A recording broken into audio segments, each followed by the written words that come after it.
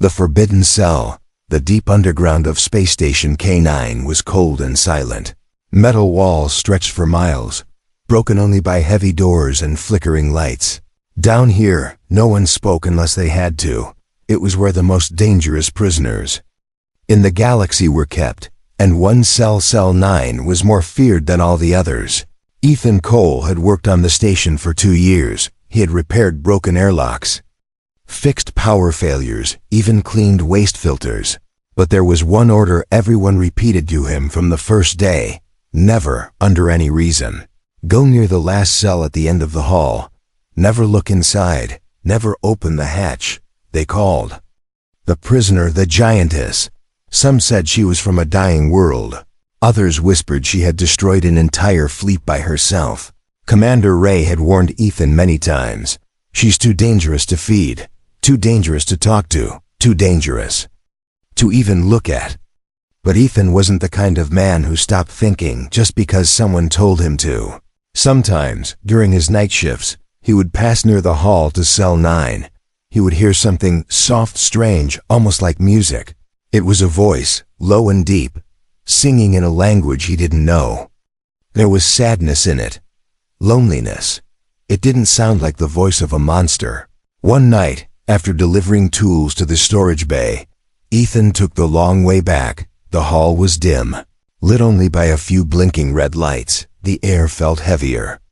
Here, at the far end, the door to Cell 9 stood like a silent wall. Inside, through a narrow strip of reinforced glass, he saw her. She was sitting on the floor, knees drawn up, her head resting against the wall. Her skin was pale silver, catching the light like metal. Her black hair floated slowly around her face, as if moved by water, even sitting down. She was huge, easily 20 feet tall. Her glowing eyes lifted and met his through the glass. Ethan froze. Her gaze was not angry, not wild. It was tired, hungry. He could see her hands trembling slightly, her lips parted, and to his shock, she spoke in perfect English. "Help," she said, her voice barely a whisper. Ethan's heart pounded. He looked around, but the hallway was empty. His training told him to walk away.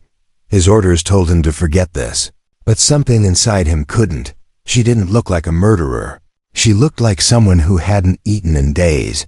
At the side of the door was a small service hatch. It was used for sliding in water packs or medical supplies without opening the main door. Ethan knew he could be fired, or worse, if he touched it. Still, he reached into his bag and pulled out a food ration pack. He pressed the hatch release. A faint click sounded. He slid the packet inside. The moment it was through, her massive hand moved with surprising gentleness. She took it, opened it, and ate like she hadn't eaten in weeks. For a second, Ethan felt relief. Then a sharp alarm screamed through the hall. The lights shifted from red to bright white, flashing again and again. The station security, I spoke through the speakers. Unauthorized access detected, Cell 9. Ethan's breath caught in his throat. He slammed the hatch shut, trying to act normal. Heavy footsteps echoed from the far end. Guards were coming. The Giantess looked at him again, but now her eyes glowed brighter. She pressed her hand against the glass, and suddenly he felt something, a strange heat on his wrist, like her touch was inside his skin. In his mind, he heard her voice, though her lips didn't move. "They lied to you," she said. The hallway shook as security forces stormed in. "Step away from the cell." One shouted, "Weapons ready." Ethan moved back, his heart still racing. The guards surrounded the door, scanning the hatch for tampering. He tried to keep his face blank, but the heat on his wrist was still there. The Giantess didn't move. She simply watched him as the guards pulled him away. Then, in the middle of the shouting, all the lights went out. The alarms cut off. The hallway was swallowed in darkness. Only one thing still glowed, the Giantess's eyes, and they were locked on Ethan. Contact, unique version. The emergency lights flashed red. Sirens echoed through the station. Ethan pressed himself against the cold wall, his chest rising fast. Guards ran past him towards Cell 9, their boots hitting the floor like hammer blows. He expected shouting, maybe gunfire. But there was only silence from inside the cell, through the thick glass. The giantess Liara did not move. Her silver skin shimmered faintly in the pulsing red light. Her eyes locked on Ethan, unblinking. It was not the look of an enemy.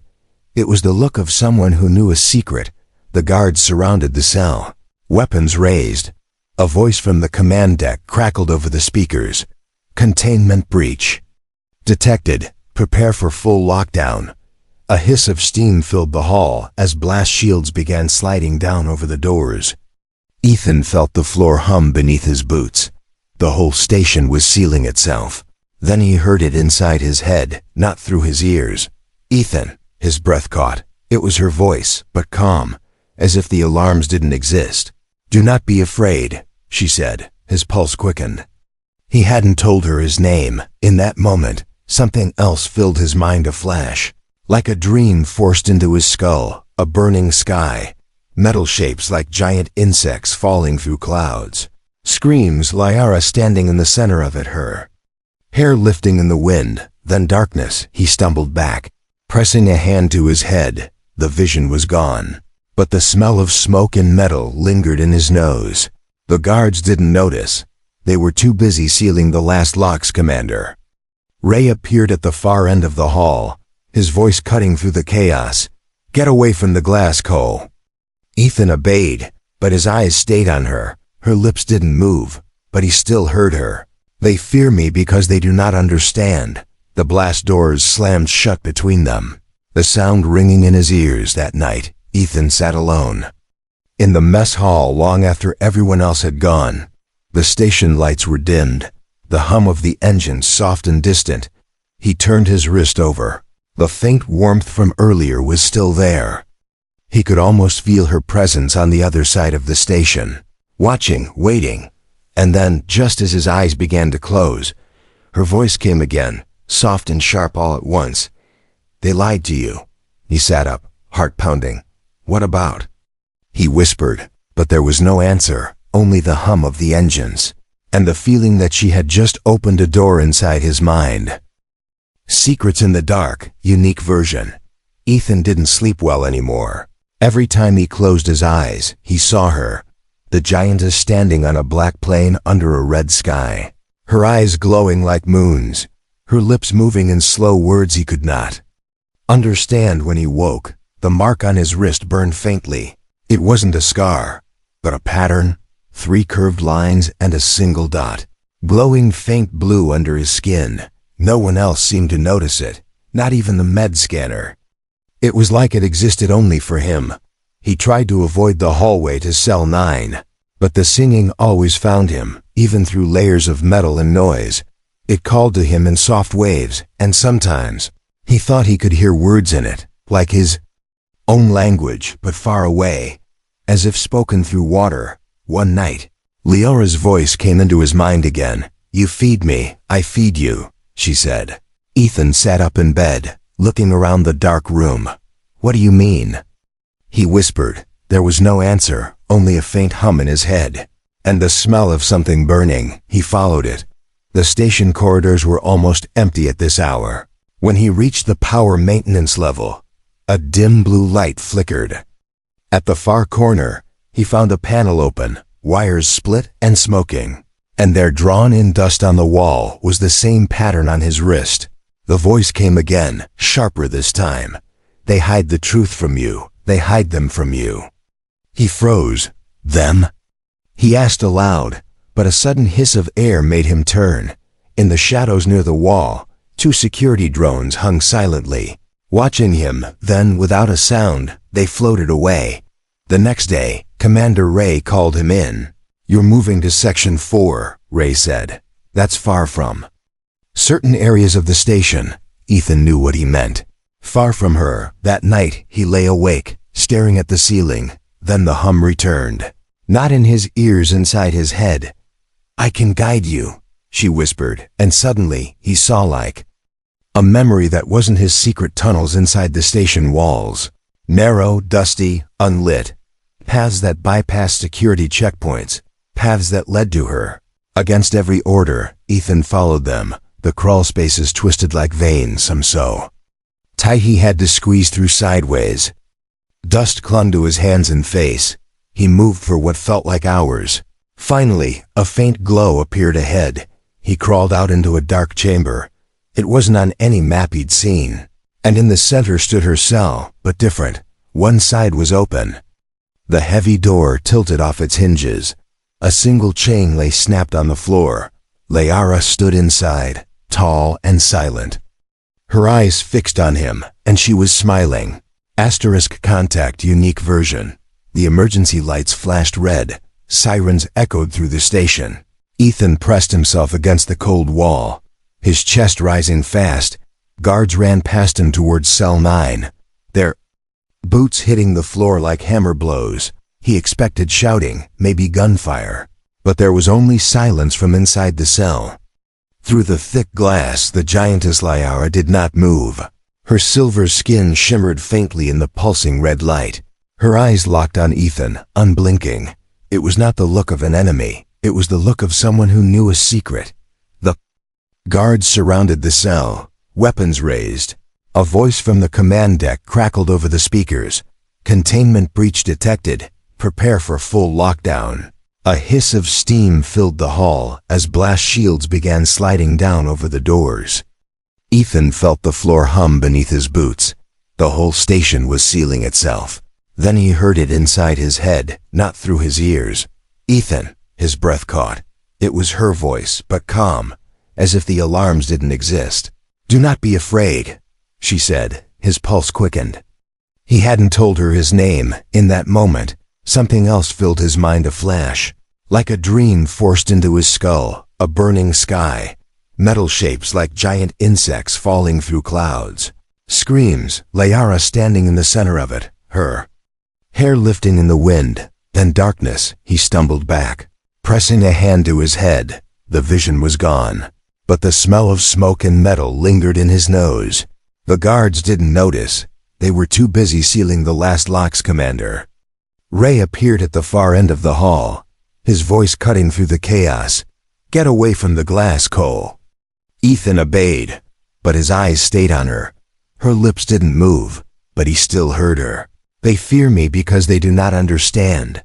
The blast doors slammed shut between them, the sound ringing in his ears. That night, Ethan sat alone in the mess hall long after everyone else had gone. The station lights were dimmed, the hum of the engine soft and distant. He turned his wrist over. The faint warmth from earlier was still there. He could almost feel her presence on the other side of the station, watching, waiting. And then, just as his eyes began to close, her voice came again, soft and sharp all at once. "They lied to you." He sat up, heart pounding. "What about?" He whispered, but there was no answer, only the hum of the engines, and the feeling that she had just opened a door inside his mind. The first attack, unique version. The station's walls groaned as if something huge was pressing against them. Lights flickered, dimmed, then blazed bright white. Ethan stumbled as the floor shuddered under his boots. He ran with Liara through the hidden chamber, her giant strides shaking the ground. Above, alarms screamed in every direction.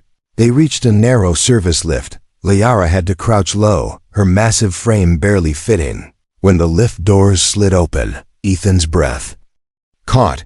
Through the observation deck's glass wall, the stars were gone. In their place was a moving wall of black metal. Shapes like enormous insect shells, crawling through the void, each one bigger than a battleship. Their bodies shimmered with lines of red light that pulsed like veins. "The Devourers," Liara said softly. Ethan couldn't look away. They weren't ships, they were alive. Some opened like jaws, revealing swirling energy inside. Others unfolded long-bladed limbs that glinted under starlight. They moved in complete silence, but the station seemed to feel them. The air itself was heavy, Commander. Ray's voice roared over the comms. "All weapons, fire at will. Target the lead swarm." From the decks below, a storm of missiles and plasma fire lit the void. For a moment, Ethan thought they might stand a chance. Then he saw the Devourers open their glowing maws and swallow the attacks whole, not dodging, eating. Every missile vanished into their light, and the red veins along their bodies burned brighter. "They're feeding," Liara said, her voice like a shadow in the room. "If they eat your weapons, they will use them against you." Ethan turned to her. "Then what do we do?" Her silver eyes locked on him. "You know the answer." The station shuddered again, this time harder. A screeching metallic sound ripped through the hull as one of the devourers slammed into the outer decks. Warning lights turned the corridors. Blood red, over the comms came the sound of screaming and static. Ethan's stomach twisted. "They're inside," he said, his voice shaking. Liara stepped forward, her head almost brushing the high ceiling. "Free me fully, and I will stop them." Ethan looked at the blast doors between her and the main bay. If he opened them, there would be no turning back. She could save us, he thought. She could kill us all, before he could choose. The glass of the observation deck cracked with a sound like ice breaking. Outside, one of the massive creatures turned its many eyes toward them. The glow of its veins flooded the room in red, and then without warning, the entire wall burst inward. The true power, unique version. The explosion ripped through the observation deck. Shards of glass spun through the air like deadly snow. The Devourer's massive head pushed into the station. Its red-lit armor hissed with heat, steam rising from every joint. Crew members screamed as the pressure alarms howled. Metal bulkheads slammed shut to seal the breach. But the creature was already inside. Ethan stumbled backward, covering his face from the flying debris. Through the chaos, Liara moved forward. She didn't run, she strode, each step shaking the floor. Her silver skin began to glow brighter, the light crawling up her arms and across her chest like fire under ice. Her hair lifted and drifted in the air, as if gravity had forgotten it. The Devourer lunged, its bladed limbs slicing through walls like paper. Lyra's hand shot up, catching one blade in her palm. There was a sound like metal screaming. The blade cracked, then shattered. The creature reeled back, its many eyes flaring in confusion. "You fed me when I was dying," she said to Ethan without looking at him. "You will see now what you saved." She stepped fully into the open bay, her size seeming even greater against the void. Energy poured from her skin in waves, distorting the air around her. Symbols, those same strange markings Ethan had seen, in the hidden chamber flared to life along her arms and shoulders. They pulsed in rhythm with her heartbeat. When she raised her hand toward the Devourer, the space around her palm bent and shimmered. A spear of white light erupted. It tore through the creature's head, splitting it apart like dry wood. The station shook again as the remains drifted into the void. But more were coming. Hundreds. Ethan's chest tightened as he saw the swarm beyond, moving faster now. Liara turned her head slightly, her glowing eyes locking on his. "This was their smallest," she said. She leapt into the darkness without hesitation. Her body cut through the vacuum like a blade. She grabbed another Devourer by its armored spine and slammed it into the hull of a third.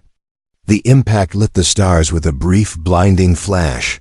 Crew members on the deck below stared in stunned silence. Some whispered prayers, others whispered her name, as if speaking it too loud might draw her attention. Ethan's cum crackled. "Commander." Ray's voice came through, shaky for the first time. "Cole, what have you done?" But Ethan didn't answer. He couldn't, because in that moment, watching Liara carve through monsters that had swallowed fleets, he understood something.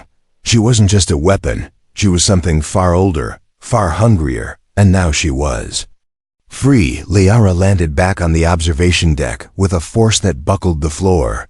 Her glow dimmed slightly, but the symbols on her skin still burned bright. She looked at Ethan, her voice low. "This swarm was only the beginning. The main host will reach Earth in less than 2 cycles." She took a slow step toward him. "And if you stand with me, we can stop them." The choice, unique version. The battle was over. The station floated in silence. Half of its outer hull torn open to the void. Fires burned in the distance. small and flickering like dying stars. Ethan stood on the shattered deck, the smell of smoke and scorched metal in the air. All around, survivors moved like ghosts, faces pale, eyes wide. The great hum of the engines was gone, replaced by a low, endless creak of wounded metal. Liara stood at the edge, her giant frame outlined by the light of the nearby sun. Her silver skin was dimmer now, her energy spent, but her presence still pulled every eye. The symbols along her arms faded and flared with each breath. She looked down at Ethan, her gaze steady. "You see now," she said, her voice deep but tired. "This was not the swarm. Only the scouts." Commander Ray stepped forward, leaning on a broken railing. His uniform was torn, a long cut across his face. "I should throw you out an airlock for releasing her." "Cole," he said, his voice sharp but weak. Ethan didn't answer. Ray's eyes shifted to Liara. "But if what she says is true, we're all already dead." Lyra's eyes narrowed. "What I say is not for your fear, human commander. It is for your survival." She turned back to Ethan. "I can stop them, but I cannot do it alone." Ethan's chest tightened. "What do you need?" Her massive hand reached out, palm open. "Our minds are already linked. But to fight the swarm, the link must be complete." He glanced down at his wrist. The glowing mark there pulsed in time with her heartbeat. "If we complete it, you will see as I see. You will feel as I feel," she continued. "There will be no wall between your thoughts and mine. We will be one." The thought made his skin crawl and his heart race all at once. "What happens if I say no?" Liara looked past him, toward the broken stars. "Then I will go alone, and your earth will burn before your eyes." The survivors around them were silent, their eyes darting between the two. Ethan thought of home, the green fields he hadn't seen in years, his sister's laugh, the way the air smelled after rain. He thought of the vision she had shown him.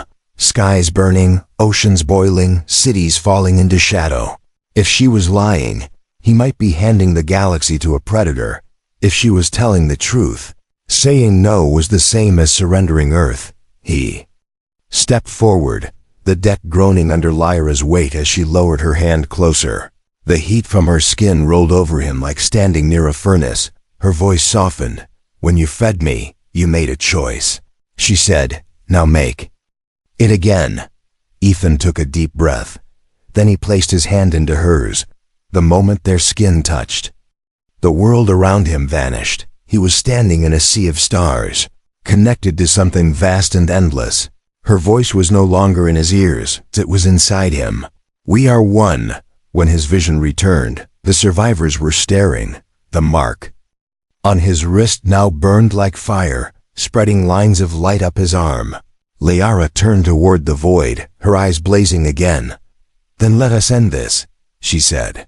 A gate of swirling white light tore open before them. Without another word, she stepped inside, taking Ethan with her, and the station was left in silence, watching them vanish into the unknown.